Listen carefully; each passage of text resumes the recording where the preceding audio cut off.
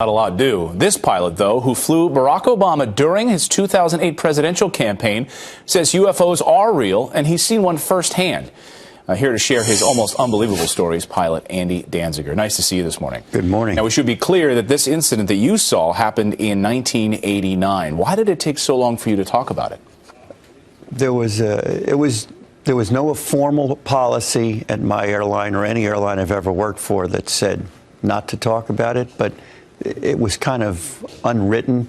We were young, we were new in our careers, and the way people tended to be ridiculed about all this, you just kind of kept quiet. So this came out during a Daily News interview recently when you were asked about it. That's correct. Had you ever seen a UFO? And you responded that you had, and you went into detail about. So what happened in 1989 on that day? Unbelievable. We were flying from Kansas City to Waterloo, Iowa. I was just a first officer in a commuter airline turboprop. And crystal clear skies in Kansas City, crystal clear skies forecast in Waterloo. Supposed to be good weather en route. It's only a couple 250 miles away. We reached our cruise altitude of 15,000 feet, and all of a sudden we just noticed, we're busy in the climb out. Those smaller airplanes didn't have autopilots. It leveled out, and a lot of thin, wispy clouds all around us. I noticed off to my right, and I was sitting in the right seat, was a white disc, just kind of thin, visible, barely visible behind the clouds, or dimly visible behind the clouds. And it was a little odd, but we were used to seeing a lot of things in the sky, so when you see something strange, you start looking around trying to figure out what it is. And the first thing you think about is the moon, because it looked like it could have been the moon dimly visible, but the moon was out over here, and it was a crescent. It wasn't a full moon. So it couldn't have been a reflection of the moon. So this large disk, you described it as being pretty large. Oh, yeah. Massive. And then after a while, it was following you.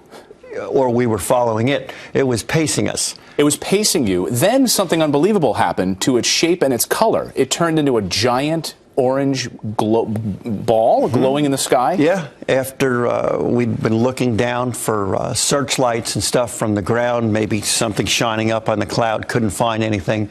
After about 40 minutes, we started our descent into Waterloo, and as we started our descent and looked up, here's this giant red ball just above the clouds. Unbelievable. Oh, it was. And there were people, of course, who witnessed this on your plane as well, not just you. No, the captain that was on the plane did. I don't know about any of the passengers. Like air traffic control, I've talked to a lot of pilots here off the air in commercial breaks, and I've asked them this question. We've talked about it, and they've all admitted that they've seen UFOs, but they kind of keep quiet about it. Why is it that they keep quiet about it? Is it fear of losing their job? I don't know. It's you don't want to be brandished as being crazy.